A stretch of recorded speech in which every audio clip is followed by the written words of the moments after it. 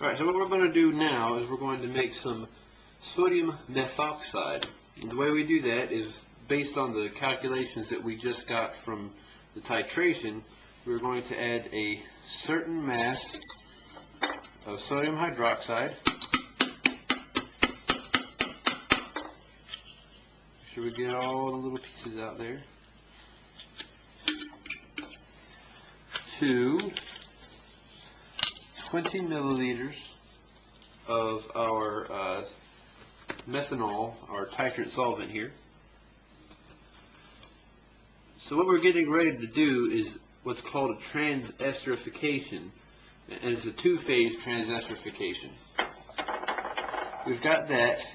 So we need to completely dissolve this hydroxide, sodium hydroxide, in the methanol to get the sodium methoxide. So I've got a stirring bar here, and can you guys see the stirring bar?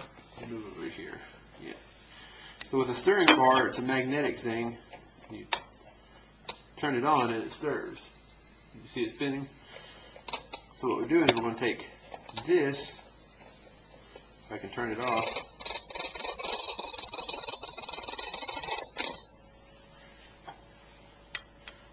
place it in the solution, cover the whole thing with parafilm wax.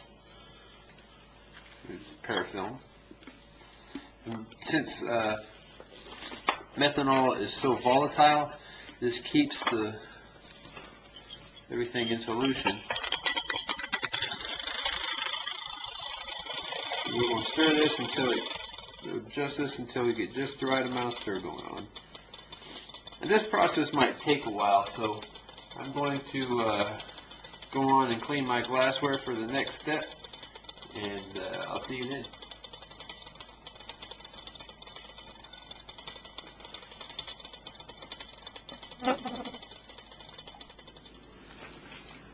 Alright, so our sodium methoxide is completely dissolved over here. There it is right there. See?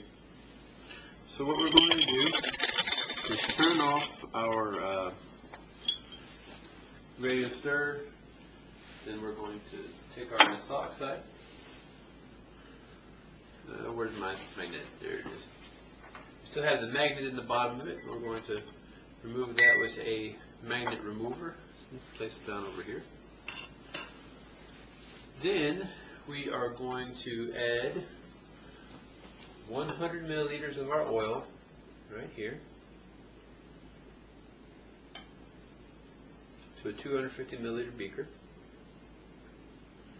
I've strained it. You probably can't see it as well as I can, but it's very clear. There's not a whole lot of crud in the bottom.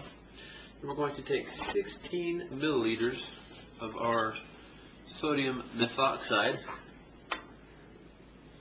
measure it out, 10, what did I say, 16 milliliters. That leaves us about 4 in the bottom of this. We're going to cover that because we're going to need that in a later step. Set it aside. We're going to add our methoxide to our solution, to our oil. Now what we need to do next is stir this. So we're going to come over here, and then we're going to begin the process of stirring and heating. And what we want to do is get it to about 40 degrees Celsius and maintain that temperature and stirring for about 30 minutes. Oh, I'm sorry, did I say 40? I meant 55 to 60. So I want to crank this bad boy up, and I'm going to make sure that we have a good vortex going so that we get plenty of good contact. Now if you boil this too much, in fact if you boil it at all, the transesterification process is not going to work as well. What you're going to end up with is a lot more soap than anything. We don't want the soap, we want the biodiesel. So we want to make sure that it doesn't get too hot. So I'm going to go and chill in my office. Do you guys want to watch this for me? probably not. So I'll go ahead and turn the cameras off while we wait for this step. So we're going to keep it about 60 degrees Celsius for about 30 minutes.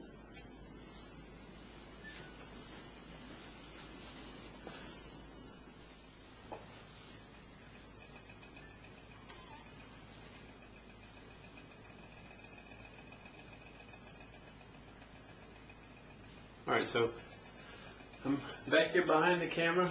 We've been heating and stirring our solution for about 30 minutes.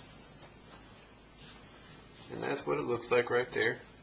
It's got a lot of froth on it. It probably got a little bit warm and probably stirred a little bit too hard. But I'm going to take this. First thing I'm going to do is make sure the stopcock is closed on the separatory funnel. Then I'm going to pour the rest of this down the funnel